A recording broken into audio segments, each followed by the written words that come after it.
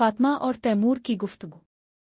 फातिमा गुस्से और बेबसी से तैमूर से कहती है, तैमूर अपनी बहन को समझाओ, तुम ही इसका साथ देते रहे हो, देखो वो क्या कर रही है।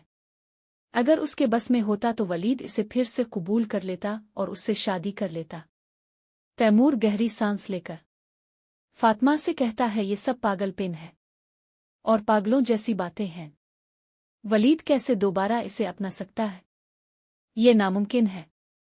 फातिमा कहती है, तो फिर जाकर यही बात अपनी बहन को समझाओ, वरना वो तबाही से बाज नहीं आएगी।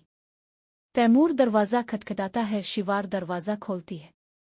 शिवार कहती है, तो आ गए जनाब, तुम्हारी बीवी वापस लूट आई है। तैमूर पुरसुकून लेकिन जज्बाती लहजे में कहता है, हाँ वो लूट आई है, लेकिन अब मुझे उन सब बातों से फर्क नहीं पड़ता।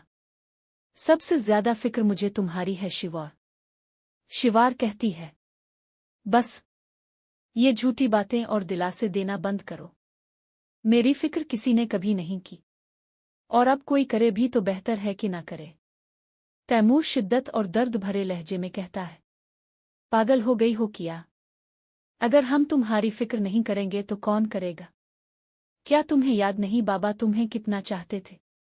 तुम्हारी खुशी उनकी जान थी। उनके जाने के बाद क्या मैं तुम्हारा भाई और सहारा नहीं बन सकता? चाहे छोटा हो या बड़ा, लेकिन भाई हो और तुम्हें संभालना मेरा फर्ज है। शिवार कहती है, लगता है आज तो तकरीर देने आए हो। तैमूर कहता है, हाँ समझ लो तकरीर ही है, क्योंकि तुम अपनी जिद में गलत फैसले पर चल रही हो। अपनी नज़र से सब कुछ ठीक लग रहा होगा, लेकिन दुनिया और मुआशरे की नज़र में ये सरासर गलत है। तुम खुद वलीद को छोड़ चुकी हो, अलग होने का फैसला तुमने ही किया था। फिर अब दोबारा इसकी जिंदगी में लूटकर इसे और उसकी दुनिया को तोड़ना, क्या ये इंसाफ है? एक लम्हे को राख कर और सोचो, अगर वलीद ने शादी नहीं की होती तो शायद बात और होती, मगर अब इसने मावरा से शादी कर ली है, और आज तो मावरा ने इसे खुशखबरी भी दी है, वो मां बनने वाली है।